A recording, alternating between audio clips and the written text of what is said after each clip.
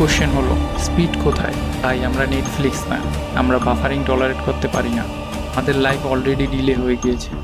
আমি অনেস্টলি আশা করছিলাম massive job circular, tech hiring boom, startup funding wave, তো এখনও স্লো স্টার্ট। আমি ব্লেম করছি না, বাট আই অ্যাম কনসার্ন। আর একটা সাইলেন্ট কিলার, ইনফ্লেশন। তেলের দাম বাড়ছে, ট্রান্সপোর্ট খরচ বাড়ছে, বাজারে আগুন। তুমি 1,000 টাকা নিয়ে বাজারে যাও, ফিরে আসবা 3টা আইটেম নিয়ে। এই অবস্থায় বিয়ে, future plan, saving, everything feel uncertain. কিন্তু একটা জিনিস ভুলি ভাই, আমরা উইক জেনারেশন না। আমরা ফ্রিল্যান্সিং করছি, আমরা অনলাইনে ইনকাম করছি।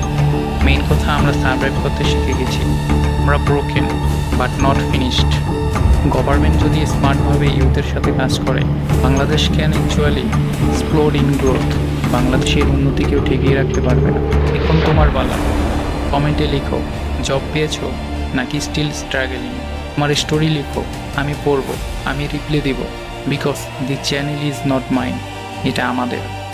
শেয়ার করো, কারণ মেবি তোমার এক বন্ধুর দরকার এই ভিডিওটা। সাবস্ক্রাইব করো, কারণ সামনে আমি আরও এরকম রিয়েল ট্রুথ নিয়ে আসবো। আল্লাহ আমাদের সিচুয়েশন ইজি করে দিন। খোদা হাফেজ।